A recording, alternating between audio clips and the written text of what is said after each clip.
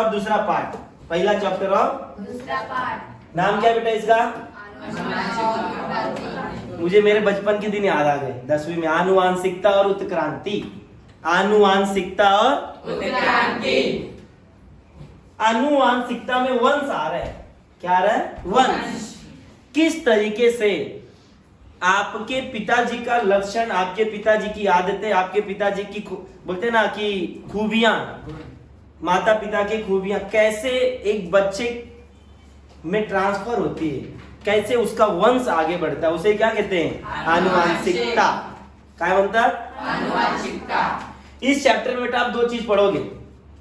पहला बोलते ना कि कैसे इंसान का वंश आगे बढ़ता है। और एक बात ध्यान में रखना, जितने भी बेटे आप बच्चे बैठे हुए, सबका आपके माता या पिता से किसी न किसी से चेहरा, कुछ ना कुछ आपका कोशिका मिलती ही मिलती हो। किसी का नाक, किसी का आंख, किसी का कान, किसी का पूरा चेहरा ही मिलता है लगभग। यस या नो? यस। इसे ही कहते हैं आनुवांशिकता। क्या बोलते हैं? आनुवांशिकता। तो क्या सर सिर्फ हम उनकी चेहरे, हम उनका नाक, उनका आंख, उनके शरीर का स्ट्रक्चर यही पाते हैं? नहीं, और भी कुछ है। क्या सर? जैसे आपके पिताजी सिंगर हैं, आपके पिताजी जिम वाले हैं, आपके पिताजी पहलवान हैं, यस, तो वो क्वालिटी भी आपको आपके शरीर में आती है। बस फर्क ये आपको डेवलप करना है। क्या करना है? यस या नो? यस। इसी चीज को हम कहते हैं आनुवांशिकता। क्या बोलते हैं? आनुवांशिकता। सर ये कैसे होता है? एक बात तो आपने पढ़ा होगा, गुणसूत्र के बारे में पढ़ा होगा। यस या नो? यस। आप लोग बहुत होशियार बच्चे हो। आप क्या सब होशियार होते हैं आज के जमाने में। गुणसूत्र क्या होता है? क्रोमोसोम्स क्या होता है? सीन क्या है मालूम है? आपको मालूम रहेगा कि गुणसूत्र जो होता है इंसानों में 46 होता है। कितना? 46। ध्यान से सुनना, 23-23 की जोड़ी होती है। क्या होती है? 23-23 की जोड़ी। कॉम्बिनेशन में आता है इंसान। कौन आता है? इंसान। क्या सर औरत आदमी का बोला है? नहीं, मैंने इंसान की बात की है। ठीक है, इज दैट क्लियर? तो जब ये 26 गुणसूत्र इंसानों में होते, क्या सर गुणसूत्र सभी प्राणियों में समान होते हैं? नहीं, इंसानों में अलग है, तो कुत्ते, बिलार, चूहा, बकरी सब में अलग अलग होता है। अब गुणसूत्र क्या होता है? मेन चीज ये, टॉपिक स्टार्ट करने से पहले कुछ टर्म्स है, उसको समझना बहुत जरूरी है। पहला कोशिका, तो अपने, अरे बाप रे बाप सर क्या पूछ रहे हो, तो हम लोग घर वाला है चीज है। कोशिका क्या होता है? हमारी शरीर बहुत सारी कोशिका से बनती है। एक कोशिका और बहुकोशिकीय। जिसके अंदर एक कोशिका, उसे क्या कहते हैं? एक कोशिकीय। और जिससे में बहुत सारी हो, उसे बहुकोशिकीय। क्या इंसान के शरीर में एक ही कोशिका है? नहीं। अलग अलग कार्य को संपन्न करने के लिए अलग अलग प्रकार की कोशिकाएं होती हैं। यस या no? Yes. Is that clear? Yes. ऐसा माना जाता है हमारे शरीर में 1 अरब से भी ज्यादा कोशिकाएं होती हैं। बहुत, अरे यार पूरा एकदम भरा पड़ा है। अब कोशिका के अंदर, अब कोशिका अगर समझो एक पकड़ लिए, कोशिका है, क्या है? सेप सेम नहीं होता है, कुछ भी हो, समझो कोशिका है। अब इस कोशिका के अंदर क्या होता है? गुणसूत्र होता है। क्या होता है? गुणसूत्र। ये क्या होता है? गुणसूत्र की जोड़ी कितनी है? 23-23 46। मुझे मालूम बहुत तेज याद रहेगा सबको ये सब चीजें। इसमें क्या होता है? ऐसा ये गुणसूत्र क्या होता है? गुणसूत्र, गुण मतलब समझो क्वालिटी। क्या? क्वालिटी।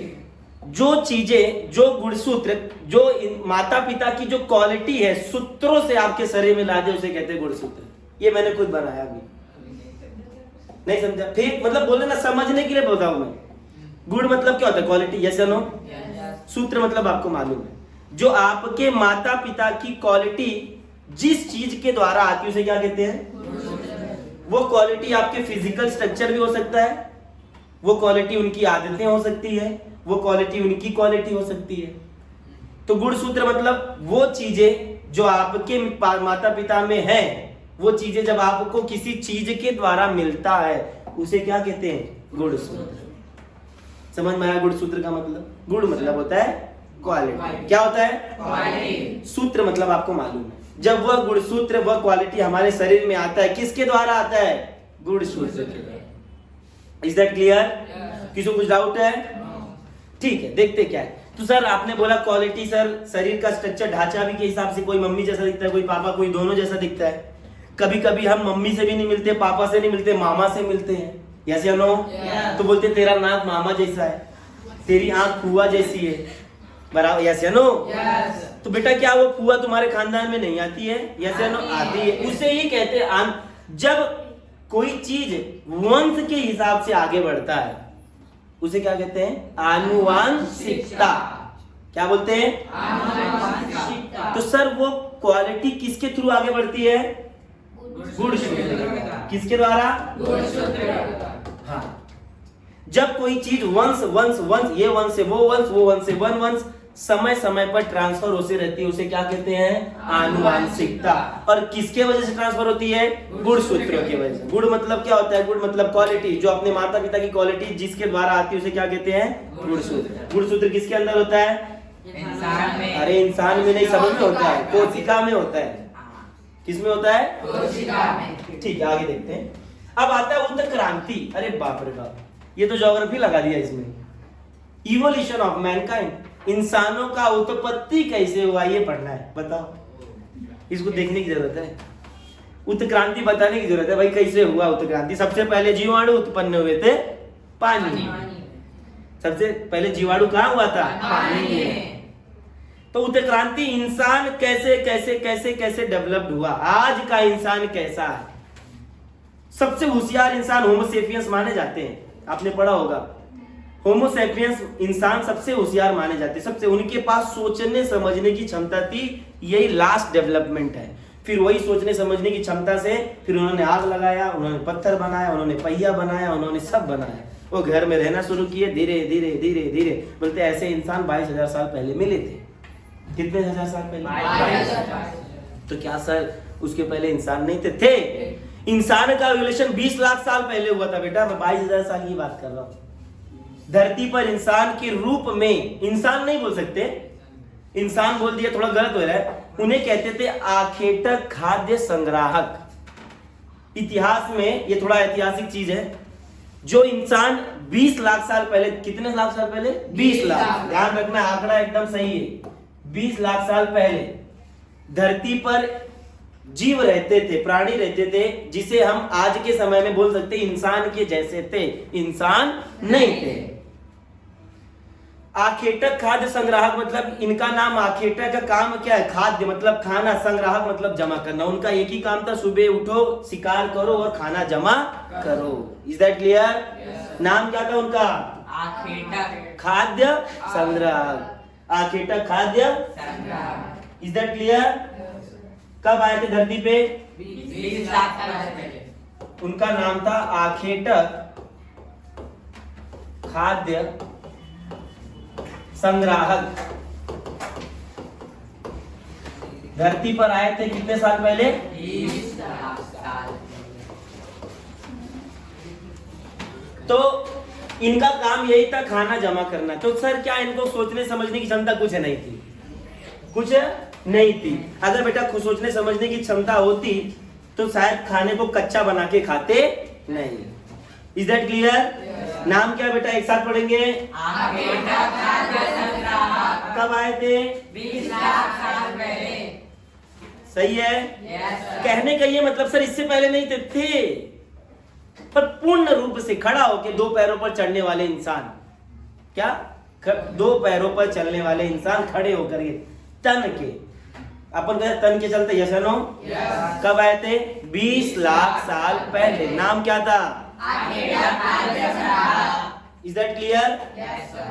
पर 20 लाख साल पहले से आज देखा जाए सर 22,000 साल पहले एक इंसान आया। अलग अलग इंसान है, क्रो मैग्नन है, बहुत सारे इंसान है। जो सबसे होशियार इंसान था उसका नाम था होमो सेपियंस। सर उसकी क्वालिटी क्या थी?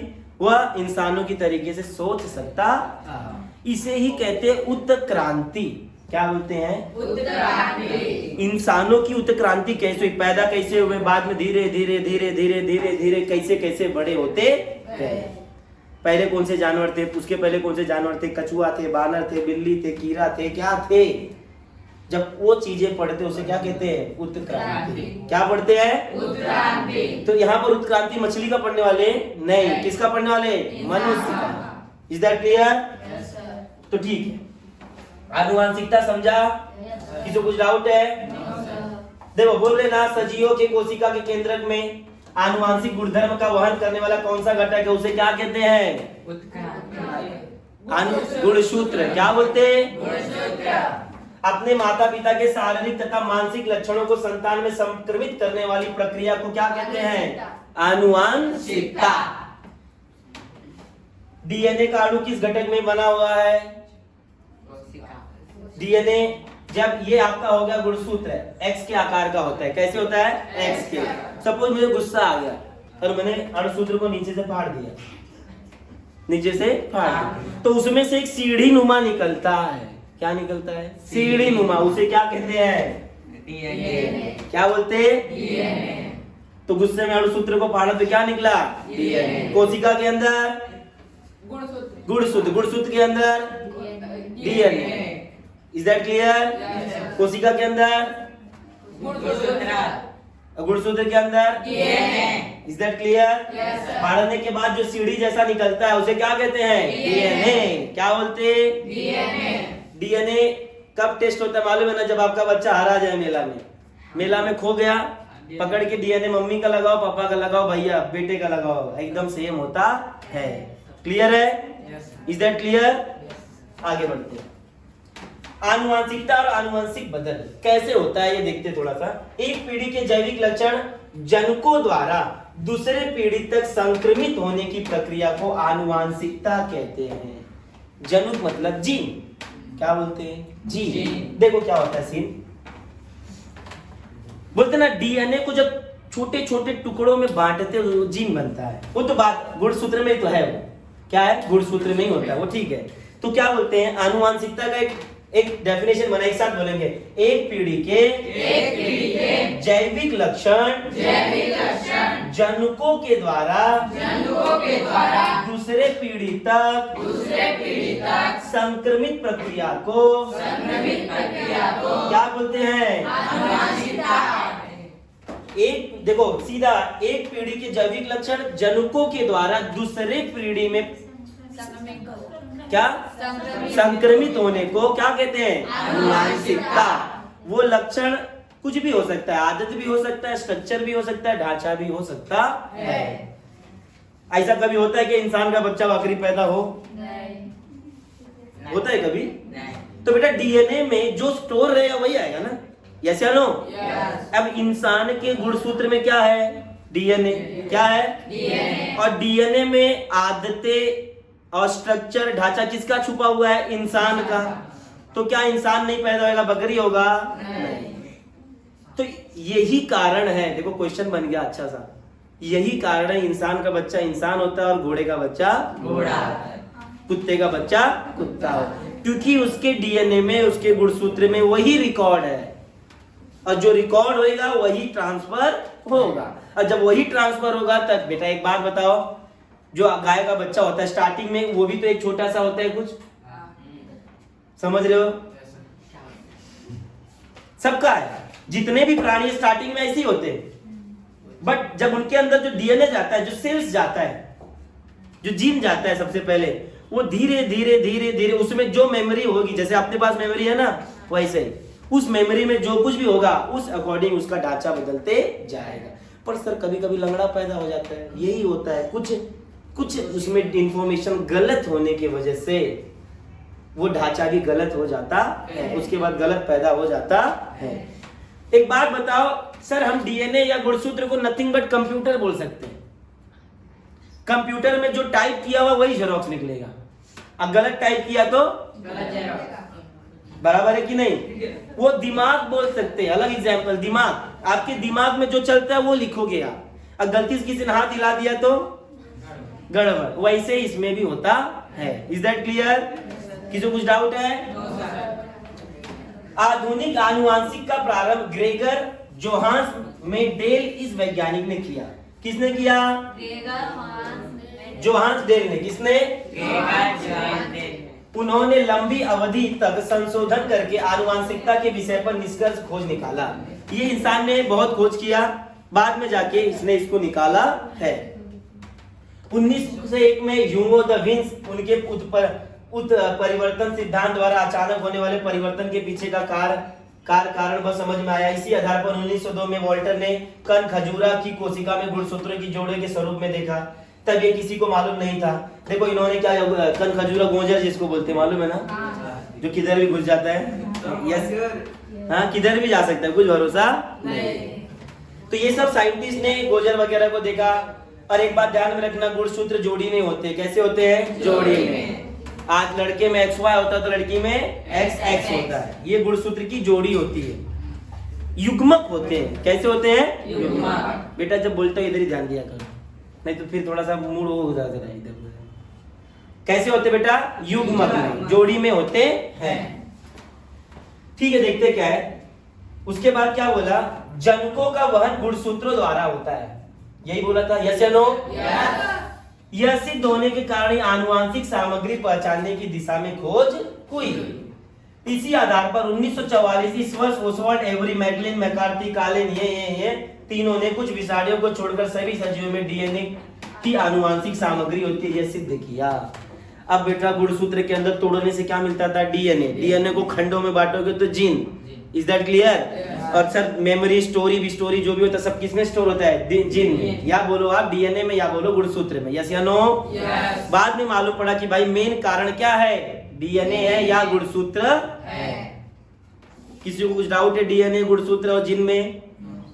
एकदम क्लियर है। कोशिका के अंदर गुणसूत्र, गुणसूत्र के अंदर खंड में बांटा तो जन्म बोल सकते।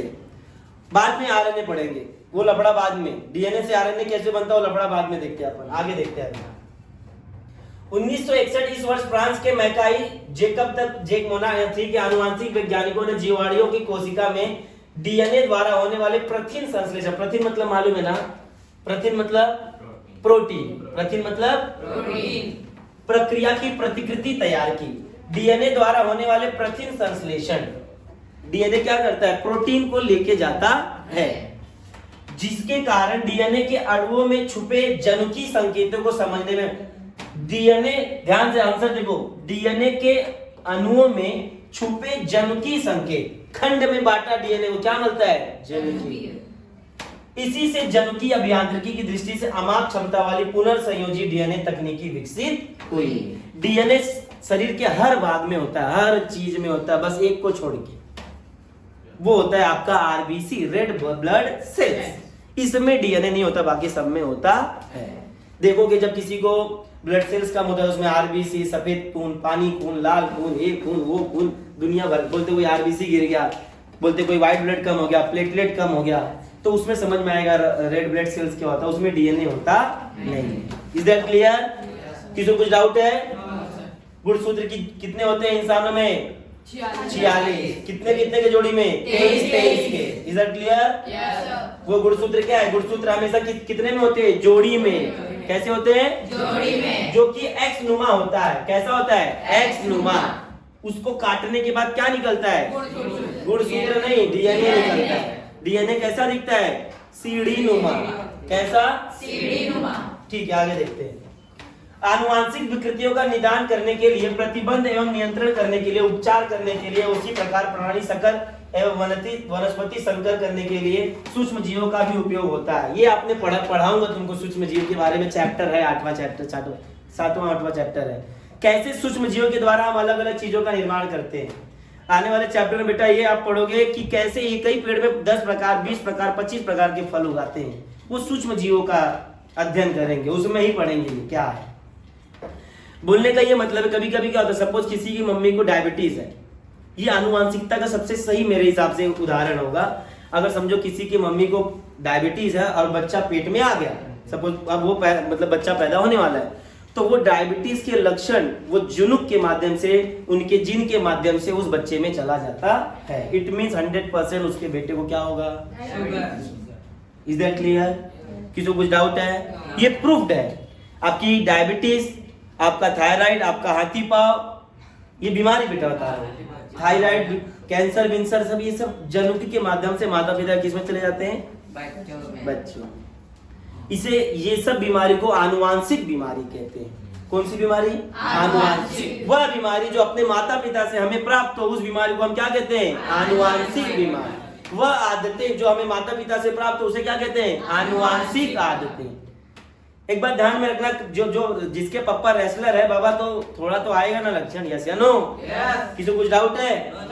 ठीक है, आगे देखें। अब आता है आपका प्रतिलेखन, भाषांतरण और तथा स्थानांतरण। क्या होता है देखते हैं। डीएनए में पाए जाने वाले जनुक, देखो आंसर बता दिया। जनुक कहां पाए जाते हैं? यही बताया था ना? डीएनए में क्या पाए जाते हैं? जनुक। एक एक लाइन से ध्यान से पढ़ोगे आपको खुद ही मालूम पड़ जाएगा डीएनए कहां होता है, जीएनए कहां होता है, वीएनए कहां होता है, सब देखेंगे अपन। डीएनए में क्या पाया जाता है? जनुक। आगे देखते हैं। आरएनए की मदद से कोशिका में के कार्य में भाग लेते हैं। जो डीएनए बोला, डीएनए में क्या होता है? जनुक। वो आरएनए की सहायता से क्या करते हैं? कोशिकाओं के कार्य में मदद करते हैं। और शरीर में 1 अरब से भी ज्यादा कोशिका है, बहुत। अरे क्या बोले, मैं कोई एग्जैक्ट डेटा नहीं बता रहा, बहुत कोशिका है। इंसान एक कोशिकीय की बहुकोशी। Is that clear? छोटे छोटे सेल्स को हम क्या कहते हैं? कोशिका कहते हैं। किसी कुछ डाउट है? ठीक है। उसी प्रकार की रचना एवं कार्यों पर नियंत्रण रखते हैं। ये कोशिका हर रचना में, देखो हर एक चीज की अपनी कोशिका का एक रचना है और वो अलग अलग। अब देखो भाई, हार्ट का काम सांस लेना नहीं होता है। बोले आए बाबा तू एक काम कर, तेरा काम चेंज कर, आज के बाद खून साफ करना बंद कर, आज से तू सांस लेगा। नाक को बोले तू खाना खाएगा। Is that possible? जो काम के लिए जो चीज जो कोशिका बनी है वही वो अपना काम करेगी। इसमें किसी को डाउट है बेटा? जनकों में प्रथिन की निर्मिति। अब देखो ध्यान से सुनना, मैं कुछ नहीं बताऊंगा, इधर ही सब लिखा हुआ है। प्रथिन किधर बनता है? अच्छा, जनुक कहाँ होता है? डीएनए कहाँ होता है? अब गुणसूत्र कहाँ होता है? कुछ बताने की जरूरत पड़ी? Is that clear? ध्यान से पढ़ो। जनकों में क्या बनता है? प्रथिन। जानकारी संग्रहित होती है। अब देखो जानकारी कहाँ संग्रहित होती है? जनकों में। जनकों कहाँ होता है? डीएनए कहाँ होता है? और गुणसूत्र कहाँ होता है? Is that clear? दिन भर में हजारों लाखों डीएनए मरते हैं और लाखों पैदा होते हैं। 10 से 15 लाख डीएनए दिन भर में मरते हैं आपके शरीर में। फिर हाँ, वो सिस्टम है बेटा। जैसे आपका जो हमने जब 9वीं में पढ़ा था, ये मूत्र नलिका मूत्राशय जब पढ़े थे आपने, उसमें होता है ना जो छन्नी का रहता, छन्नी को क्या बोलते थे अपन? वृक्क बोलते थे। वृक्क को तो किडनी को बोलते थे। हाँ, वृषण बोलते थे कुछ तो वो जो छन्नी होती है, किडनी में बहुत सारी छन्नियां होती हैं। किडनी क्या है? छन्नी है। क्या है? छन्नी। जो क्या करता है? खून में से मूत्र को साफ करने का काम करता है। क्या करता है? मूत्र को साफ करने का काम करता है। हंसने की बात भी है, सही बात है। यही देखो, एक बात आप एक बार बताओ, तो कहां से पथरी हो जाती है किडनी में? क्योंकि जो आप उल्टा सीधा खाना पीना खाते हो, जो आपका सपोज मेथी खाते हैं, सपोज नींबू खाते हैं, ये सब जो मिर्ची खाते हैं, ये सब बीज जाके खून में से जाके, जब खून में से क्या करता है? मूत्र को साफ करने का। उसमें कुछ काटा आया, अटकेगा इधर किडनी में, और जब किडनी में अटका मतलब जाली में अटका, और जाली में अटका तो फिर जाली वो साफ करेगा नहीं, और जब साफ नहीं करेगा तो तुम पों पों चिल्लाओगे। तो जब तुमने पों पों चिल्लाया तो आपका क्या हुआ? पथरी हो गया भैया। अब क्या किया जाए? या तो अधिक पानी पिया जाए या तो काट के निकाल दिया जाए। Is that clear? क्यों कुछ डाउट? ठीक। तथा योग्य प्रकार के प्रथिनों के समय समय पर होने वाली निर्मित शरीर के लिए आवश्यक होती है। प्रथिन मतलब क्या होता है बेटा? प्रोटीन। एक स्वस्थ इंसान को कम से कम 1800 बोलते ना, 1800 खाना, 1800 क्या बोलते, कैल्शियम का कुछ क्या बोलते थे उसको, पूरा मिला के जब बनता है, प्रोटीन कार्बोज सब ये सब मिला के जब बनता है 1800 कुछ होता है, 1800 कैलोरीज। या वो ध्यान में नहीं आ रहा था, हिंदी में क्या बोलते हैं वही ध्यान में नहीं आ रहा है, जो भी हो बाहर में जाए, कैलोरी मालूम है ना? ये एक स्वस्थ इंसान को कम से कम 1800 से 2000 कैलोरीज खाना चाहिए। इट मींस ठीक है। और 1800 से 2000 कैलोरीज जब बढ़ता है तो उसका वेट बढ़ता है। तो सर क्यों हम 5000 खाएंगे और भैंसा क्यों नहीं होते भाई? ये भी क्वेश्चन है। पतले चाहते हैं कि मैं खा के मोटा जाऊं, अब होते क्यों नहीं? इसके पीछे भी एक रीजन है, वीडियो चालू है, पर क्या बताएं। एक बात बताओ, मेरे पिताजी ने हमको एक बात बोला था, बेटा अगर तुम इतना खाओगे और इतना ही निकालोगे तो कुछ शरीर में लगेगा? यस या नो? यस या नो? आप खाए और निकाल दिए, बेटा शरीर में क्या लगा? एक बात ध्यान, इतना खाने के बाद थोड़ा सा बाथरूम हो, इट मीन्स पूरी बॉडी में लग रहा है। कुछ बच्चे ऐसे होते हैं खाना खाने के बाद क्या करते हैं? बाथरूम चले जाते हैं। और ऐसे लोगों को जिंदगी में शरीर में खाना लगता नहीं। यही होता है, ये गलत नहीं है, ये 100% क्या है? सत्य है। आगे देखते हैं। इसीलिए इंसान मोटा होता हवार करके 50-60 रोटी खा लेगा और जाके कर आएगा एक खांची। इन प्रोटीनों की निर्मित डीएनए के कारण आरएनए के माध्यम से होती है। प्रोटीन बनता कैसे है? डीएनए की मदद से आरएनए बनाता है। आरएनए क्या करता है? प्रोटीनों को बनाता है। कैसे बनाता है आगे पता चलेगा। इधर क्लियर? पीछे कुछ डाउट है? डीएनए के अंदर क्या होता है? जुनुक। और जनुक, हाँ जनुक जो होता है, जीन बोलते हैं, जीन जो होता है मदद से डीएनए आरएनए की मदद से प्रोटीन बनाता है। इसे ही सेंट्रल डोग्मा कहते हैं। क्या बोलते हैं? Central dogma. जो डीएनए आरएनए की मदद से प्रोटीन बना रहा है, प्रोटीन बना रहा है, उसे क्या कहते हैं? Central dogma. सबसे अच्छा एग्जांपल जो हम बॉडी बीडी बनाने जाते हैं जिम विम में, अब अलग अलग कोशिका, ये सब क्या है? कोशिका ही। तो बोलते हैं भाई अगर शरीर बढ़ाना है तो कोशिका को बढ़ाना पड़ेगा। अब कोशिका बढ़ेगा कैसे? प्रोटीन खाना पड़ेगा। अब प्रोटीन जब खाओगे तो बढ़ेगा। तो हम डब्बा खाना शुरू करते धपाधप प्रोटीन का। तो क्या सर प्रोटीन खाने से बॉडी बढ़ने से ताकत होती है? तो नहीं, मार दूंगा 20 चप्पल, कुछ होता नहीं। बेटा मेरा वजन 75 किलो है, पर 75 किलो का ही आदमी मेरे से भी भयंकर दिखता है, तो क्या सर मेरे से ज्यादा जांगर हो जाएगा? नहीं, ताकत उतना ही रहता है। ताकत बढ़ाना है तो प्रोटीन से नहीं, अलग वजन होना चाहिए, द्रव्यमान होना चाहिए। ये बोलते ना 1 लीटर पानी एक गिलास में भी आ सकता है, एक बोतल में भी आ सकता है और एक बड़े उसमें भी आ सकता है। आपका क्या होना चाहिए? द्रव्यमान बढ़ना चाहिए। और मेहनत के द्वारा, बेटा ब्रूस ली 70 किलो का था, फेंक देता था 150 किलो का, 1 लात मारता था उड़ जाता था सीधा। तो ऐसा वो जनरेट करना पड़ता है बेटा। आपके 70 किलो में इतना ठोस हो जाओ, पत्थर था वो, इंसान नहीं था। क्या था? आगे बढ़ते, ब्रूस ली क्या बाहर में। डीएनए में स्थित जनकों की श्रृंखलाओं में एमआरएनए का निर्माण होता है। अब जो सुनते जाओ, डीएनए के जनुक में एमआरएनए बनता है। क्या बनता है? एमआरएनए। सुनते जाओ। होने वाले एमआरएनए अणु में तथा वह निर्मित करने के लिए उपयोग में लाया गया डीएनए का धागा, इन दोनों में न्यूक्लिक ऑक्साइड का क्रम एक दूसरे के पूरक होता है। छूट गया, सॉरी। डीएनए में जनकों की श्रृंखला में क्या बनता है? एमआरएनए। यह निर्मित होते समय डीएनए के 2 धागों में से एक का उपयोग इस कार्य के लिए होता है। ऐसा कुछ तो होता है, ऐसे दिया है क्या? हाँ, कुछ भी होता है, कुछ बोल नहीं सकते आप, मगर डीएनए एक सीढ़ी नुमा होता है। क्या होता है? सीढ़ी नुमा। ठीक है, आगे देखते हैं। आरएनए अणु में तथा वह निर्मित करने के लिए उपयोग में लाया गया डीएनए का धागा, इन दोनों में न्यूक्लियोटाइड का क्रम एक दूसरे के पूरक होता है। ठीक है, साथ ही डीएनए में थाइमिन के स्थान पर एमआरएनए में यूरेसिल होता है। आरएनए निर्मित करने के लिए इसी प्रकार के प्रतिलेखन कहते हैं। क्या बोलते हैं? प्रतिलेखन। ये आरएनए की निर्मित हो रही है, अलग अलग प्रोसेस बताया गया है कैसे कैसे होता है, और उसे ही क्या कहते हैं? प्रतिलेखन। बेटा इसको एमपी टिक कर लो, आता है प्रतिलेखन किसे कहते हैं। डीएनए को जब डीएनए बदलता है आरएनए में, उसे क्या कहते हैं? प्रतिलेखन। देखो डीएनए क्या करता है? आरएनए की मदद से प्रोटीन बनाता है। तो क्या सर आरएनए महत्वपूर्ण नहीं है? महत्वपूर्ण है। किसी को कुछ डाउट है इसमें? एकदम क्लियर है? सच्ची? आगे देखते हैं। देखो ये डीएनए है, क्या है?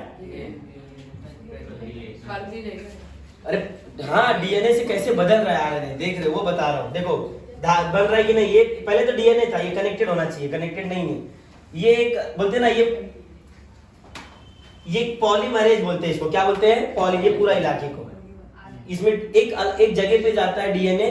अब जब वो इसमें घुसने के बाद डीएनए कनेक्टेड होता है ना, सीढ़ी, वो टूटना शुरू करता है। और जब ये देखो यहां से जब निकला तो यहाँ बरोबर था, अब यहाँ धीरे धीरे एक धागे नुमा निकले।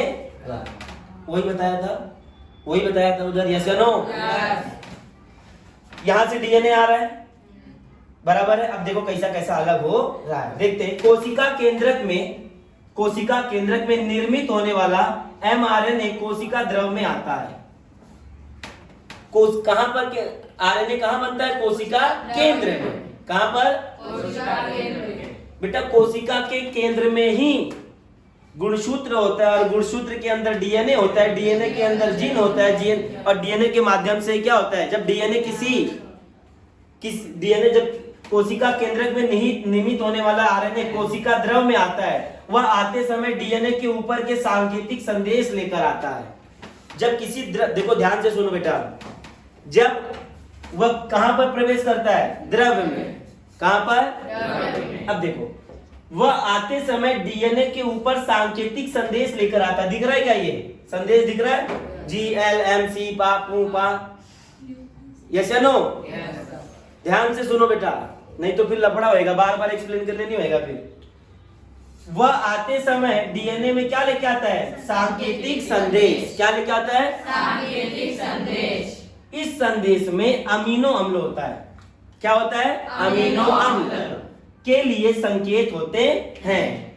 प्रत्येक अमीनो अम्ल के लिए पाया जाने वाला संकेत कोड के 3 न्यूक्लियोटाइड के समुच्चय के स्वरूप में होता है। 3 के समुच्चय होते हैं, और इसी को ट्रिपलेट कोडॉन कहते हैं। क्या बोलते हैं? Triplet codon. जब एमआरएनए, अब ध्यान से सुनो, देखो कैसे याद हुआ है। जब स्टेप बाय स्टेप, जब एमआरएनए केंद्रक की कोशिका के द्रव में प्रवेश करता है, तो डीएनए में कुछ इंफॉर्मेशन आता है, और जब इंफॉर्मेशन आता है तो उसमें अमीनो अम्ल होता है। क्या होता है? अमीनो अम्ल। वो क्या होता है? कोड में 3 कोड में न्यूक्लियोटाइड के समुच्चय के रूप में होता है, और इसी को हम क्या कहते हैं? ट्रिपलेट कोडॉन कहते हैं। यस या नो? इसके पहले वाला क्वेश्चन इंपॉर्टेंट था, प्रतिलेखन किसे कहते हैं? तो सबसे पहले आपको बताना पड़ेगा डीएनए क्या होता है, आरएनए क्या होता है, प्रथिन का निर्माण कैसे होता है। तो डीएनए आरएनए की मदद से किसका निर्माण करता है? प्रथिन। किसका? ठीक है, आगे देखते हैं। अब बहुत सारा नाम आएगा। नाम क्या है बेटा? हरगोविंद खुराना। क्या नाम है? हरगोविंद खुराना। उन्होंने सभी 20 अमीनो अम्ल के लिए पाए जाने वाले कोडान की खोज के कार्य में महत्वपूर्ण भूमिका निभाई है। ये बहुत बड़े आदमी थे, और इन्होंने जितने भी अमीनो अम्ल 20 टाइप के अमीनो अम्ल के बारे में इन्होंने खोज की थी। ये थोड़ा इंफॉर्मेशन है जनरल नॉलेज के जैसा। इसके लिए उन्हें 1968 में अन्य 2 वैज्ञानिक नोबेल पुरस्कार हुआ। प्रत्येक एमआरएनए में हजारों कोडॉन से बना होता है। देख लो, ये आईएमपी लाइन है। प्रत्येक एमआरएनए हजारों कोडॉनों से बना होता है। कोडॉन क्या है सर? वो जो लिखा पड़ा था, उसमें दुनिया भर का जो लिखा पड़ा था, उसके ऊपर संदेशानुसार प्रथिन की निर्मित करने के लिए अमीनो अम्ल की पूर्ति करने का काम टीआरएनए करता है। अलग अलग प्रकार का एमआरएनए, टीआरएनए।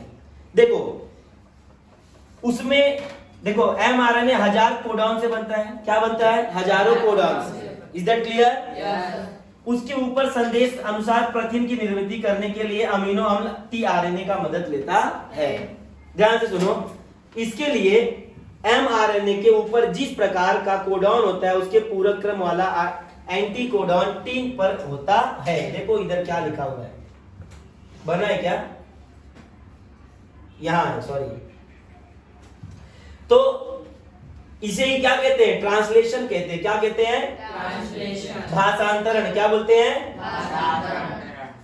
ये इतना आपके बोर्ड के लिए इंपॉर्टेंट नहीं है, पर देखते हैं फिर भी। ये प्रोसेस है। जो इंपॉर्टेंट क्वेश्चन था वो पहले था। क्या था वो? प्रतिलेखन। प्रतिलेखन का ही मतलब होता है आरएनए कैसे बनना। प्रतिलेखन का मतलब आरएनए का निर्माण। ठीक है। प्रथिनों की एक ऐसी अनेक श्रृंखला के साथ जुड़ने के कारण जटिल प्रथिनों के अणु बनते हैं, और यही प्रथिन सजीवों के शरीर में विविध कार्य संपन्न करने का काम करते हैं। ये प्रथिन बना, इंफॉर्मेशन आया, इंफॉर्मेशन के थ्रू उसमें एमआरएनए टीआरएनए की मदद से क्या किया? प्रथिन का निर्माण किया।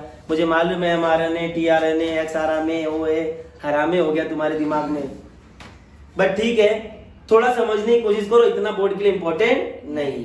ठीक है, आगे देखते हैं। सजीवों में जनकों के कारण ही वे अपने जैसे सजीवों का निर्माण करते हैं। ये तो मैंने स्टार्टिंग में बताया, यस या नो? जनुकी होते हैं ना, इंसान पैदा होता है, जानवर पैदा होता है, तथा इनमें से ही कुछ जनुक जैसे के वैसे अगली पीढ़ी में संक्रमित होते, कभी कभी सेम एज इट इज, जिसे हम क्या कहते हैं, जुड़वे। क्या बोलते हैं? जिसके कारण माता पिता के कुछ आनुवंशिक गुणधर्म उनकी संतान में आते हैं। कुछ क्या, सब आते हैं। मेरे हिसाब से सब आते हैं, बस फर्क ये होता है हम उसे डेवलप नहीं कर पाते, पहचान नहीं पाते। अब मैं मेरा बताता हूँ, मेरे पिताजी का ही बताता हूँ। मेरे पिताजी मारा मारी में बहुत उस्ताद, कुश्तीबाज थे, मजाक नहीं कर रहा हूँ, रिकॉर्डिंग चालू है, और पढ़ने में भी होशियार थे। तो मेरे बड़े भाई को मारा मारी वाली मिल गई और मुझे पढ़ने वाली। उनका ड्रीम था टीचिंग करने का, पिताजी का, वो पूरा कौन कर रहा है, मैं। एक मारा मारी करने वाला था, वो मारा मारी करता था। ताकत उसको मिल गई, दिमाग मुझे मिल गया। क्या सर, उसको दिमाग उसको भी था, क्या मेरे पास भी है, पर जिसका जो ज्यादा इस्तेमाल करे। Is that clear?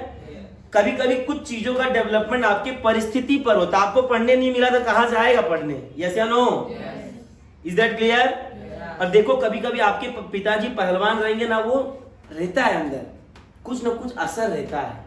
और जिसके घर में नहीं है वैसा स्थिति, तो भाई वो कुछ ना कुछ उसका कितना भी खा पी ले, वो असर रहता है। अभी मेरे पिता, मैं कौन सा जिम जाता हूँ, पर उनको देख के सब बोलते जिम, क्योंकि वो मेरे परिवार में आनुवंशिक गुणधर्म ही वैसा है, शरीर का ढांचा ही वैसा है। परंतु कभी कभी इन जनकों में अचानक परिवर्तन होता है। जनकों का कोई न्यूक्लियोटाइड अचानक अपनी जगह बदलता है, इस कारण जो छोटा सा परिवर्तन होता है वह परिवर्तन अर्थात उत्परिवर्तन होता है। याद कर लो।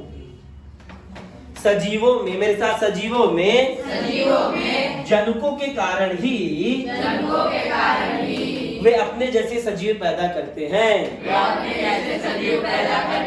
इसमें से कुछ जनुक जैसे के वैसे अगली पीढ़ी में होते हैं,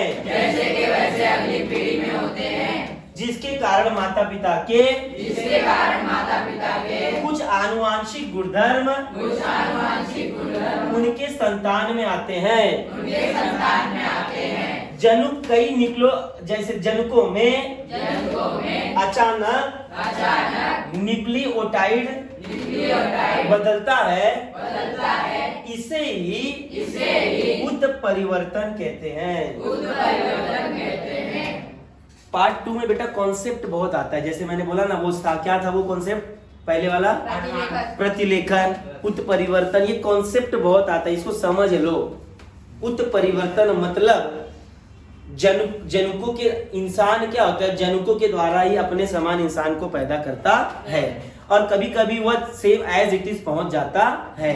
जब उसमें न्यूक्लियोटाइड में परिवर्तन होता है उसे ही क्या कहते हैं, उत्परिवर्तन। कॉन्सेप्ट क्लियर रखो बस बायोलॉजी में, नहीं तो बायोलॉजी कसम से बोल रहा हूं डेंजर हो जाएगा फिर। याद रखना, एक एक कॉन्सेप्ट समझ के रखो, क्योंकि कोई भी कॉन्सेप्ट आ सकता है। किसी को कुछ डाउट है? ध्यान से सुनोगे तो कभी पढ़ने की भी जरूरत नहीं पड़ेगी। उत्परिवर्तन कभी सूक्ष्म तो कभी लक्षणीय होता है। क्या? उत्परिवर्तन कभी सूक्ष्म तो कभी लक्षणीय होता है। उत्परिवर्तन के कारण सिकल सेल अनीमिया जैसे जनुकीय विकृतियों का निर्माण होता है। ये भी आप जोड़ सकते हो उदाहरण के रूप से।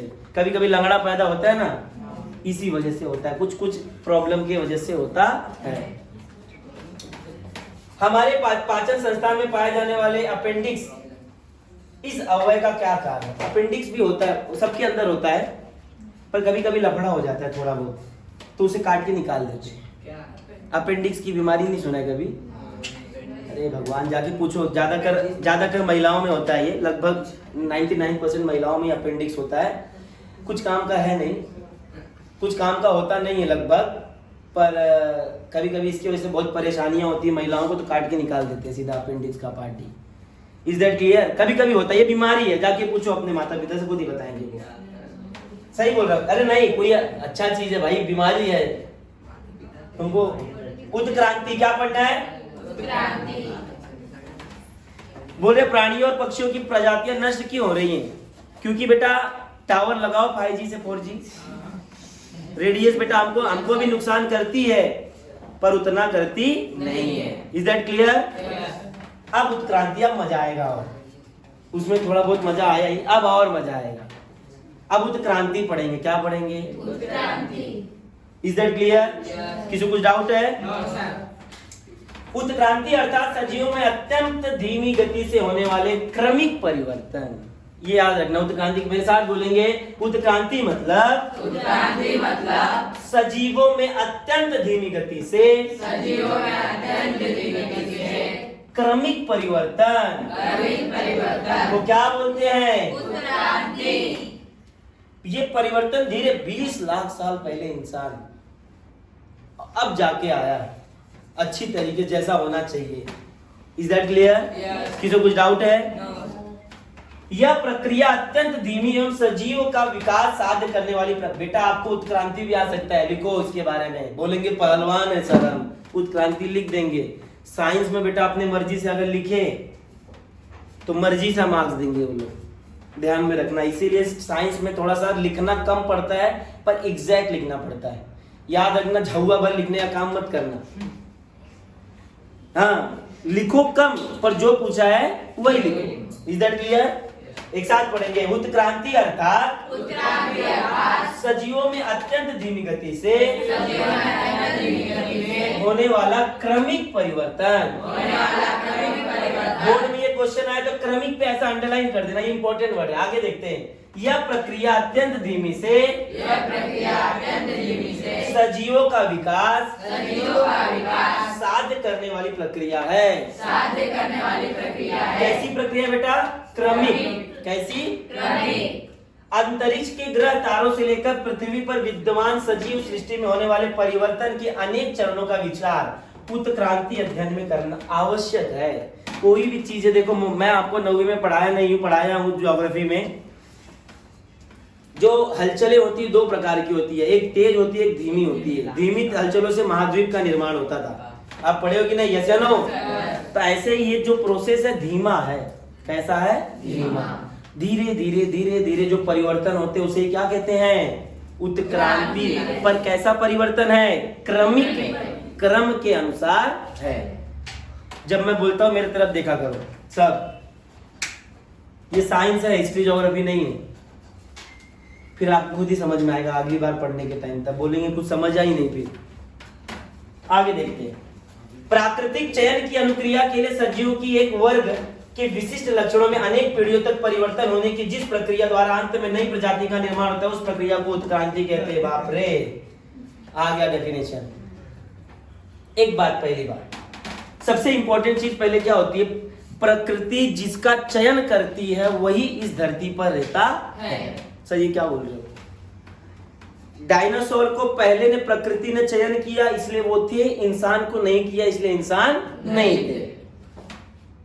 आज डायनासोर का चयन खत्म हो गया और इंसानों का चयन शुरू हो गया। चयन मतलब सिलेक्ट। सर क्या डायनासोर से भी पुराने जीव है? Yes, shark. सार्क बेटा डायनासोर से भी बहुत पुराना है। डायनासोर क्या है? सार्क। तो बोलते हैं सर सार्क को प्रकृति ने आज भी चयन किया है इसीलिए वह स्थित है। Is that clear? Yes. तो प्रकृति देखो यही सबसे मेन है कि प्रकृति जिसका चयन करती है वही प्रकृति में होता है। आगे देखते हैं, मेरे साथ बोलेंगे। प्राकृतिक चयन की अनुक्रिया प्राकृतिक चयन की अनुक्रिया के लिए सजीवों के किसी वर्ग के विशिष्ट लक्षण में अनेक पीढ़ियों तक परिवर्तन होने की जिस प्रक्रिया द्वारा नई प्रजाति का निर्माण होता है उस प्रक्रिया को उत्क्रांति कहते हैं।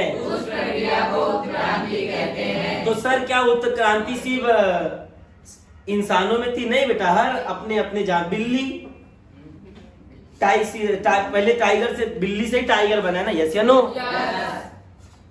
कभी आपने पैंथर की आवाज सुनी है? चीता की म्याऊ म्याऊ करता है। पीछे से बोलेगा बेटा आपको मालूम भी नहीं पड़ेगा पैंथर, जब धर लेगा तब मालूम पड़ेगा हाँ भाई चीता है। समझ में आ रहा है? यस या नो? डायनासोर किसके प्रजाति थे? छिपकली से भी बोल सकते हैं। मुर्गी भी एक प्रकार का प्रजाति है। मुर्गी वाला ये ऐसा जो चलता है ऐसा ही। और ये वाला छिपकली का। बोलते हैं ना सब प्रजाति है बेटा, क्या है? प्रजाति। तो बोलते हैं ना कि जब लाइन से जब कोई परिवर्तन होता है समय समय पे और एक जो नया प्रोडक्ट बन के आता है उसे कहते हैं परिवर्तन। क्या बात कर रहे हो सर? एक सीधा सा एग्जांपल, दूध की क्रांति पढ़े हो? यस या नो? अरे दूध नहीं पढ़े? फ्लड रेवोल्यूशन, सब श्वेत क्रांति नहीं पढ़े थे? पढ़े थे ना? बोलने का क्या मतलब? वो तो यहाँ पर वहां मैं क्रांति बोले, यहाँ सर बोलने का क्या मतलब है? दूध था हमारे पास, यस या नो? इंसान पहले भी प्राणी थे, यस या नो? दूध और प्राणी एक समान समझो। दूध में इंसानों ने धीरे धीरे कुछ उसमें मिला करके दही बना दिया, कुछ उसमें मिला करके घी बना दिया, कुछ इसमें मिला के आइसक्रीम बना दिया। तो बेटा ये क्रमिक परिवर्तन था, यस या नो? मानता हूं समय कम था पर क्रमिक परिवर्तन था। इसे ही क्या कहते हैं? उत्क्रांति। अब इंसानों में पहले भी इंसान थे 20 लाख साल पहले, पर उनमें धीरे धीरे परिवर्तन होने की वजह से फाइनल प्रोडक्ट हम बने, पर इसको क्या कहते हैं? उत्क्रांति। Is that clear? किसी को कुछ डाउट है? आगे बढ़ते। अरे बाप रे बाप, करीब 3.5 अरब वर्ष पूर्व करोड़ पृथ्वी का किसी प्रकार के सजीवों का अस्तित्व नहीं था। रे बाप, धरती का निर्माण ही 4.6 बिलियन ईयर हुआ है। 4.6 बिलियन ईयर, 4.2 है एग्जैक्ट डेटा बेटा। 4.6 मतलब 1 बिलियन मतलब 100 करोड़ साल, 4 बिलियन मतलब 400 करोड़ साल, और 60 मतलब 400 करोड़ 60 लाख साल पहले धरती का निर्माण हुआ है। Is that clear? और यहाँ क्या बोल रहे हैं कि 3.5 अरब वर्ष 350 करोड़ वर्ष पूर्व पृथ्वी पर किसी भी प्रकार के सजीव का अस्तित्व नहीं था। बना कब था? 400 करोड़ साल पहले। और ये बोल कितना रहे? 3.5 करोड़ साल पहले, 350 करोड़ साल पहले। Is that clear? कोई भी सजीव नहीं। आगे देखते हैं। प्रारंभ में अत्यंत सरल तत्व तो रहे होंगे और उनके जैविक अजैविक प्रकार के सरल यौगिक बने होंगे। जैविक हो अजैविक हो, यौगिक किसे कहते हैं? 2 चीजों से जो मिलकर बने यौगिक होता है। मेरे स्टूडेंट में से पूछे एक दिन इंग्लिश वाले, sir what is the meaning of compound? बोला अरे बाप रे बाप, मैं बोला बेटा 2 चीजों से एक बना दो, उसे क्या कहते हैं? कंपाउंड। Is that clear? किसी को कुछ डाउट है इसमें? या अरे बोलते ना यो, अरे आपने सब्जी बना रहे हो, उसमें दाल चावल भाजी रोटी हल्दी गुल्दी सब डाल देते हो, एक चीज बना देते हो, क्या बनता है वो? सब्जी। उसे क्या कहते हैं? यौगिक। क्या बोलते हैं? एक बार ध्यान में रखना, मैं समझ रहा हूँ साइंस पढ़ा रहा हूँ, मेन क्या समझना है? कॉन्सेप्ट। क्या समझना है? कॉन्सेप्ट। अब भाजी से समझाऊं, दूध से समझाऊं, दही से समझाऊं, समझना बहुत जरूरी है। आगे देखते हैं। उनसे धीरे धीरे जटिल जैविक यौगिक जैसे प्रथिन और केंद्र काम्ल निर्मित हुए होंगे। ऐसे अलग अलग प्रकार के जैविक और अजैविक पदार्थों के मिश्रण से मूल स्वरूप के प्राचीन कोशिकाओं का निर्माण होगा बोला, पॉसिबिलिटी बोला, क्या है नहीं मालूम, सोच रहे हैं तो कुछ भी बोल दो, सब फेंका है, ठीक है हमने भी मान लिया, पता नहीं हुआ होगा बोला, इसलिए बेटा होता था नहीं बोलेंगे, क्योंकि यहाँ पर क्या है? पॉसिबिलिटी, संभावना है। क्या है? संभावना। तो इसीलिए मैंने सबसे पहला एक हमारे टाइम में, हमारे बचपन में एक हमको कविता आती थी, सबसे पहले जीवाणु उत्पन्न हुए थे पानी में। तो यही सब यौगिक से मिल करके इधर से उधर हो करके एक जीव बना। क्या बना? जीव। ऐसा एक कोशिकी जीव। आगे देखते क्या लिखा, सब मैं ही बता दूं, देखते आगे। ये ज्योग्राफी आया, थोड़ा मजा आ रहा है और मजा आ रहा है, देखते क्या होता है। बेटा ज्योग्राफी बोलते ना, ज्योग्राफी भी 3 है, जियोमेट्रिया, जियोलॉजिया, जियोग्राफी। जियोलॉजी पढ़ रहे हैं, क्या पढ़ रहे हैं? जियोलॉजी। बोल तो जियोलॉजी है सर, बायोलॉजी है मालूम है, पर जियोलॉजी बोलते क्या हो जाएगा? जियो मतलब अर्थ, बायो मतलब इन्वायरमेंट, फर्क क्या है? लॉजी तो वही है ना, लोजी सोजी पड़ोजी। प्रारंभ में ध्यान से सुनो, प्रारंभ में आसपास के रसायनों का भक्षण कर उनकी संख्या में वृद्धि हुई होगी। शुरुआत में कोई सजीव बना, आसपास जो मिला सब दर भक्षण कर लिया, खा पी लिया। कोशिकाओं में थोड़ा बहुत अंतर होगा तथा प्राकृतिक चयन के सिद्धांतानुसार कुछ ही अच्छी वृद्धि हुई होगी, तो सजीव आसपास की परिस्थितियों के साथ समायोजन स्थापित नहीं कर सके, उनका विनाश हुआ होगा। प्राकृतिक चयन, मैंने फिर से बोला है, प्राकृतिक जिसका चयन करती है, प्रकृति जिसका चयन करती है, वही सृष्टि में रहता है। तो बोलते हैं कुछ पैदा हुए होंगे, एक दूसरे का भक्षण करके मर गए होंगे। भक्षण मतलब मार डालना। आज की तारीख में पृथ्वी तल पर वनस्पतियों एवं प्राणियों की करोड़ों प्रजातियां, यस या नो? बेटा हमारे हिंदू धर्म बोलते हैं 84 योनियों से गुजरना पड़ता, 84 लाख योनियों से गुजरना पड़ता है एक इंसान ये गलत नहीं बोला गया है। अगर देखा जाए, बोला गया है कि इंसान को मरने के बाद, अकॉर्डिंग टू हिंदुइज्म, इंसान को मरने के बाद 84 लाख योनियों में से गुजरना पड़ता है इस धरती पे। मतलब 84 लाख प्रकार के प्रजातियां पाई जाती, यस या नो? तो 84 लाख प्रकार की प्रजातियां इस धरती पर है। आज नहीं मालूम है हमको ये बहुत साल पहले से मालूम है। Is that clear? किसी को कुछ डाउट है? आगे देखते हैं। उनके आकार एवं जटिलता में काफी विविधता है। बोलते हैं ये जो प्रजातियां हैं, कोई छोटी है, कोई बड़ा है, कोई बहुत बड़ा है, कोई छोटा है, यस या नो? अब क्या मालूम मरने के बाद कौन किस, क्या पता मरने के बाद बकरी बन गया, जानवर बन गया, शेर बन गया, कीट बन गया, मच्छर बन गया, मच्छर की जिंदगी 3 दिन, कीट बन गया, कुत्ता बन गया, ये सब बन के किसी न किसी योनि में वो बदलते रहता है और घूमते रहता है। पेड़, हाँ यस यस, वो भी है। पेड़ भी क्या है? सजीव है, यस या नो? सूक्ष्म एक कोशिका पैरामीशियम से लेकर महाकाय देश मछली तक उनका विस्तार दिखाई देता है। सूक्ष्म देखा जाए तो आपके अमीबा, पैरामीशियम से लेकर के महाकाय देव मछली तक उनका विस्तार दिखाई देता है। देव मछली मतलब वेल बोल दो, बड़ा सा एकदम। अभी तक धरती में सबसे बड़ा जो जानवर है, सबसे बड़ा प्राणी कौन है? Blue whale. ब्लू व्हेल बोल दो, वेल ब्लू भाड़ में जाए। तो एक बोलते ना अमीबा एकदम एक कोश की प्राणी से लेकर के बहु कोश की प्राणी तक, यस या नो? देखो फिर बराबर चालू। वनस्पति में एक कोश की क्लोरेला से विस्तीर्ण बड़े बरगद के पेड़ तक अनेक प्रकार की वनस्पतियों की जाति विद्यमान है। एक कोश की क्लोरेला मतलब एकदम पिल्ली भर का। अब बरगद मतलब समझ रहे हो ना बेटा? एक बरगद कम से कम 200, 300, 400 साल तक जिंदा रहता है। 24 घंटा बेटा ऑक्सीजन प्रोवाइड करता है। बोलते हैं ना सर हम बरगद की पूजा क्यों करते हैं? That is the reason. बरगद, नीम, तुलसी 24 आवर्स ये क्या करते हैं? ऑक्सीजन प्रोवाइड करते हैं। क्या सर सब पेड़ 24 घंटा ऑक्सीजन देते? नहीं। तुलसी हो गया, नीम हो गया, बरगद हो गया, पीपल हो गया, ये 24 घंटे क्या देते हैं? ऑक्सीजन। इसीलिए इसको हम पूजा करते हैं, क्योंकि हम इसको काटेंगे नहीं तो हम जिंदा रहेंगे, और नहीं तो सब पेड़ रात में कार्बन डाइऑक्साइड लेते हैं, खींचते हैं, जब तब मरने का चांस। इसलिए बहुत सब लोग ज्यादा करके बरगद हो गया, नीम हो गया, समझ में आ रहा है, इसी पेड़ों के नीचे ज्यादा करके सोते हैं। Is that clear? क्यों हम इसकी पूजा करते हैं? ये साइंटिफिक रीजन है। क्या है? देखो बेटा हम लोग पहले से ही बुद्धिमान थे, ये हमको सिखा रहे हैं सब, यस या नो? पृथ्वी पर सभी जगह विषुववृत्त रेखा से दोनों ध्रुवों तक सजीवों का अस्तित्व दिखाई देता है। ये पृथ्वी है। पृथ्वी हमने पढ़ा है पार्ट 1। पृथ्वी कैसी दिखती है? दीर्घवृत्ताकार। केपलर का पहला नियम यही था। पृथ्वी अपने कक्षा में कैसे घूमती है? दीर्घवृत्ताकार। और सूर्य उसके कहां पर होता है? नाभि पर होता है। तो पृथ्वी के विषुवत रेखा से लेकर के ध्रुवों तक प्रजातियां ही प्रजातियां। सब बर्फ में है ना बेटा? पेंगुइन है कि नहीं? हाँ हो सकता है, लोमड़ी। हवा, पानी, जमीन, पत्थर, इन सभी जगहों पर सजीव, यस या नो?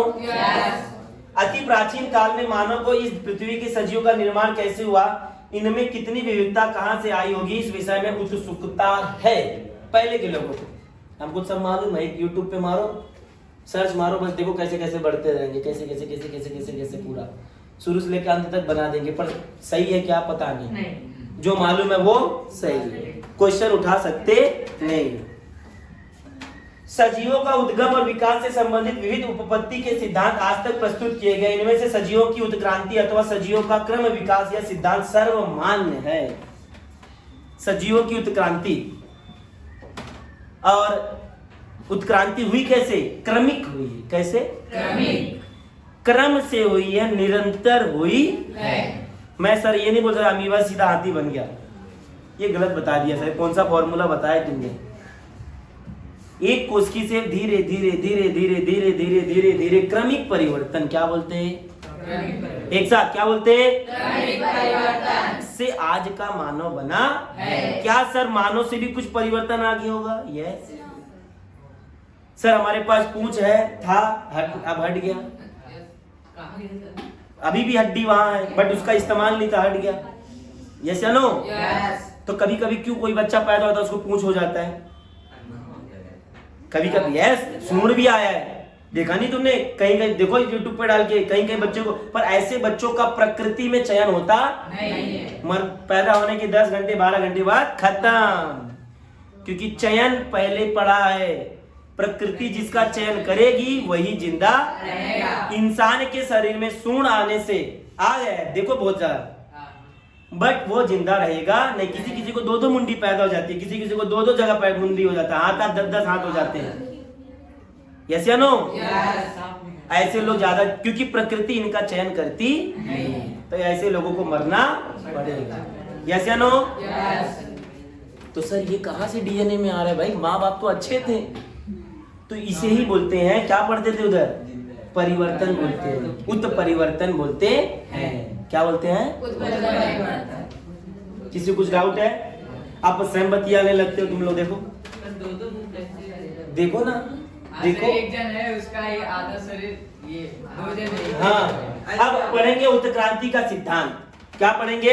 उत्क्रांति का सिद्धांत। ऊपर भी है क्या? उत्क्रांति का सिद्धांत देखते हैं। इस सिद्धांत अनुसार प्रथम सजीव पदार्थ जीव द्रव्य है। सबसे पहले जीवाणु जीव द्रव्य पृथ्वी में समुद्र, देखो हमको सिखा रहा है, हम तो पहले ही बता देंगे, चौथी कक्षा से पढ़ते आ रहे हैं। सबसे पहले जीवाणु, पानी में, गाने को खराब मत, सबसे पहले जीवाणु उत्पन्न हुए थे पानी में। ये भी यही बोल रहा है, यस या नो? यस। कालांतर में अनेक वर्षों के बाद इस जीव द्रव्य में एक कोशिका सजीव का, देखो फिर वही बोल रहा है, यही बोला ना। सबसे पहले क्या बने? एक कोश की, sir for example amoeba, paramecium. Yes या नो? यस। तो सर अगर आपको आया उत्क्रांति का सिद्धांत लिखो, थ्योरी ऑफ इवोल्यूशन, तो पहले आप बोलोगे आज से करोड़ों साल पहले अकॉर्डिंग टू उत्क्रांति के सिद्धांत के अनुसार सबसे पहले जीव द्रव्य समुद्र में पानी में उत्पन्न हुआ था। उस उत्पन्न के बाद सबसे पहले एक कोश की सजीव का निर्माण हुआ था। दूसरा पॉइंट। तीसरा पॉइंट, एक कोश की सजीव का निर्माण हुआ, इस एक कोश की सजीव में क्रमशः परिवर्तन हुआ, इससे अधिक विशाल एवं जटिल सजीव की विकसित हुए। बाद में क्रमिक, क्रमिक वर्ड याद रखना, और जहां क्रमिक लिखा उसको अंडरलाइन। परिवर्तन कैसा होना चाहिए? क्रमिक। क्रमिक परिवर्तन के बाद एक विशाल जीव का निर्माण हुआ। ये सभी बदलाव धीरे धीरे अब क्रमवार हुए। इस विकास की समयावधि कम से कम 300 करोड़ वर्ष की है। कितनी है? 300 करोड़ वर्ष। धरती को बने कितना साल हो गया? 400 करोड़ 60 लाख साल हो गए। नहीं, 460 करोड़ साल पहले हुआ है। कितना? 460 CR। और इसके पहले पढ़ा था अपन ने, धरती पर 350 करोड़ साल पहले कुछ नहीं था, नथिंग, कोई जीव नहीं था। मतलब जो भी जीव बने रहेंगे 350 करोड़ के बाद बने होंगे। तो 350, सर यहाँ पर क्या बोला है? 300 करोड़ साल पहले। कितना? 300 करोड़ साल पहले समझो एक जीव आया था, जीव द्रव्य आया था। कहाँ पर? पानी में। क्रमिक परिवर्तन के बाद क्या बना? एक कोश की। सर सुनो, एक बात ध्यान रखो, मैं साइंस जब पढ़ाता हूं, अगर तुमने ध्यान से सुन लिया, माँ कसम पढ़ने की भी जरूरत नहीं पड़ेगी, ये मेरी गारंटी है। मैं एक ही शब्द को कितनी बार रिपीट करता हूं, तुम देख लो। अभी उत्परिवर्तन पे पहुंचा था, उसके पहले पहुंच जाऊंगा, कहां कब क्या पहुंच जाऊं, हिस्ट्री ज्योग्राफी सब लेके आ जाऊंगा मैं। इसलिए बोल रहा हूं ध्यान से सुनो। अभी ये 350 करोड़ का कॉन्सेप्ट पहले पढ़े थे, लाया वापस इधर ही, यस या नो? मैं यहां से वापस शुरू में जा सकता हूं, शुरू से वापस रिटर्न इधर ही आऊंगा। इसलिए ध्यान से सुनो क्या पढ़ा रहा हूं। धरती का निर्माण बेटा 460 करोड़ साल पहले हुआ था। तो बाद में बोला गया कि पहले 350 करोड़ साल पहले कोई जीव नहीं था, कोई भी जीव नहीं था। अब बोल रहे बेटा 300 करोड़ में एक जीव द्रव्य आया, कहां गिरा? पानी में। क्रमिक परिवर्तन की वजह से एक सजीव का निर्माण हुआ, नाम क्या था? एक कोष की सजीव। यस या नो? Yes. आफ्टर परिवर्तन होने के बाद धीरे धीरे एक विशालकाय सजीव का निर्माण हुआ। आगे देखते हैं। सजीव में बदलाव तथा विकास सर्वव्यापी और सभी अंगों में होता गया तथा इस अनेक प्रकार के सजीव अस्तित्व में आए। सजीव का विस्तार अलग होता है बेटा। एक कोष की प्राणी मतलब अमीबा और पैरामीशियम। एक बात बताओ, अमीबा क्या एक ही हिस्सा चलता है? चाहे जहां से घींच घांच लो, फाड़ दो, बन जाएगा दो। यस या नो? Yes. चाहे वो चारों तरफ से चलता है। यस या नो? Yes. उसका कोई हाथ पैर पाव है क्या, मुंह है क्या? यस या नो? समझ में आ रहा है? इसे कहते हैं एक कोष की। अपने पास हाथ से चल सकते क्या? यस, हाँ सर, वो पागल लोग ज्यादा देर चल सकते हैं। तो चलने के लिए क्या बना है? पैर। एक कोशिका है जिसे कहते हैं पैर। उसका काम क्या है? चलना। एक कोशिका है जिसका नाम नाक। उसका काम क्या है? सुनना। सुनना होता है नाक का। सूंघना। क्या? एक कोशिका है आंख। क्या काम है? देखना। क्या आंख सांस ले सकता है? नहीं। क्या नाक खाना खा सकता है? नहीं। एक विभिन्न विभिन्न काम करने के लिए विभिन्न विभिन्न प्रकार की कोशिकाएं हैं। पर सर, धरती में सबसे पहले कौन सी कोशिका आई? एक कोशिका आई। सबसे पहले जीव कौन से आए? एक कोशिकीय जीव। ठीक है, आगे बढ़ते हैं। इसी कारण इस पूरी प्रक्रिया को क्रम विकास अथवा उत्क्रांति कहते हैं। क्या बोलते हैं? उत्क्रांति। क्रम विकास या उत्क्रांति। यस या नो? Yes. क्लियर हुआ ये? Yes. ये आपके पेपर में आ सकता है 2 मार्क्स के लिए। उत्क्रांति मेरे को तो लगता है मैं पढ़ूंगी ना तो भी लिख दूं अच्छे से, जिस तरीके से आपको बताया। सबसे पहले बोलते ना सर, प्रारंभिक समय में जीव द्रव्य, देखो सुनो अभी कैसे बोल रहा हूँ। प्रारंभिक समय में जीव द्रव्य कहाँ पर आया था? समुद्र में आया। क्रम विकास के कारण उस जीव द्रव्य का परिवर्तन हो करके एक कोष की प्राणी में हुआ। उसके बाद क्रम धीरे धीरे परिवर्तन के पश्चात हुआ एक विशालकाय जीव में हो चुका था।